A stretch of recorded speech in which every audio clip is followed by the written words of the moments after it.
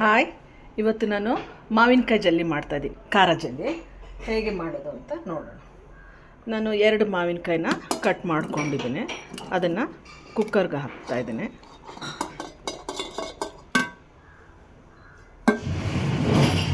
ಕುಕ್ಕರ್ಗೆ ಹಾಕ್ಬಿಟ್ಟು 1 ಇಂಚಷ್ಟು ಏಲಕ್ಕಿ ಹಾಕ್ಕೊಳ್ತಾ ಇದ್ದೀನಿ.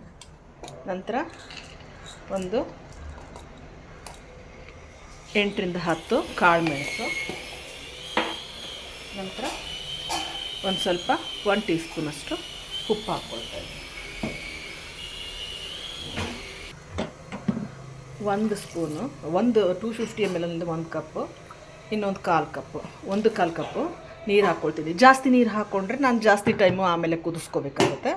ಆದ್ದರಿಂದ ಸಾಧ್ಯವಾದಷ್ಟು ಕಡಿಮೆ ನೀರು ಹಾಕ್ಕೊಂಡು 2 ವಿಷಲ್ ಕೂಗಿಸ್ಕೋಬೇಕು.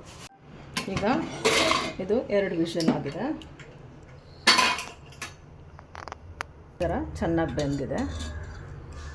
ಈ ಥರ ಬೆಂದಿದೆ. ಈಗ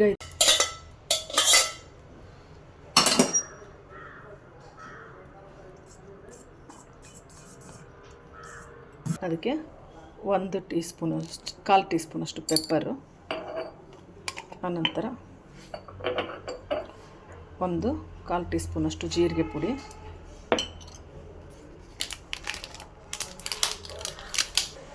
1/4 ಟೀ ಸ್ಪೂನು ಚಾಟ್ ಮಸಾಲ ಹಾಕ್ಕೊಳ್ತೀನಿ. ಇನ್ನೊಂದು 1/4 ಟೀ ಸ್ಪೂನು ಇದು ನಾನು ಚಾಟ್ ಮಸಾಲ ಹಾಕ್ಕೊಂಡಿದ್ದೀನಿ. ಇವೆಲ್ಲವನ್ನು ಹಾಕ್ಕೊಂಡೆ ಚೆನ್ನಾಗಿ ಸೋಸ್ಕೊಂಡ್ಬಿಡ್ತೀನಿ. ಈಗ ಇದು ಸೋಸ್ಕೊಂಡಿದ್ದೀನಿ. ಈ ಚಕ್ಕೆ ಮತ್ತು ಕಾಳು ಮೆಣಸು ಅದು ಹಾಗೆ ಹುರಿದಿದೆ. ಈಗ ಇದು ಸಾಕು. ಒಂದು 5 ಲವಂಗ ಮೆಣಸಿಕಾಯಿ, ಒಂದು ಸ್ವಲ್ಪ ಪುದೀನ, ಇದನ್ನು ಕುಟ್ಕೋಬೇಕು.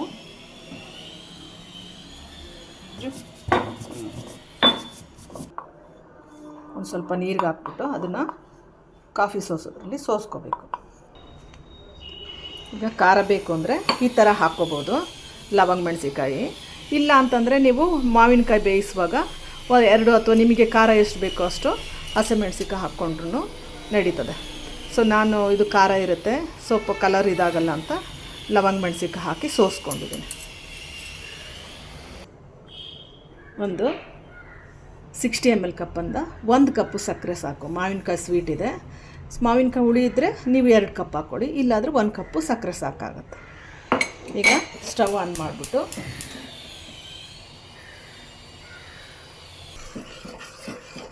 ಎಲ್ಲರೂ ತಿಂದು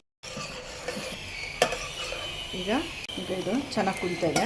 ಇನ್ನು 2 ನಿಮಿಷ ಕುದಿಸ್ಕೊಂಡ್ರೆ ಸಾಕಾಗುತ್ತೆ. ಈಗ 10 ನಿಮಿಷ ಆಗಿದೆ. ಈಗ ಇದನ್ನು ಸ್ಟವ್ ಆಫ್ ಮಾಡ್ಕೋಬೇಕು. ಸ್ಟವ್ ಆಫ್ ಮಾಡಿಕೊಂಡು ಒಂದು ತಟ್ಟೆಗೆ ಎಣ್ಣೆ ಅಥವಾ ತುಪ್ಪ ಏನಾದರೂ ಸವರ್ಕೋಬೇಕು. ತಳ ಹಿಡಿಯೋರಿಗೆ ಸವರ್ಕೊಂಡು ಅದಕ್ಕೆ ಹಾಕ್ಕೋಬೇಕು.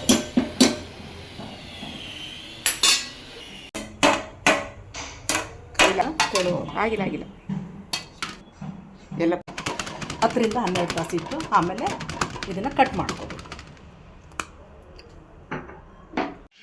ಈಗ ಮ್ಯಾಂಗೋ ಖಾರ ಜಲ್ಲಿದು ರೆಡಿಯಾಗಿದೆ. ನಾನು ತಕ್ಕೊಳ್ತಾ ಇದ್ದೀನಿ.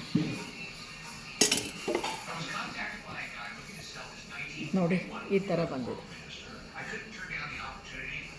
ಈಗ ಇದನ್ನು ನಾನು ಕಟ್ ಮಾಡ್ಕೊಳ್ತೇನೆ. ಈ ಥರ ಪೀಸಸ್ ಆಗಿದೆ.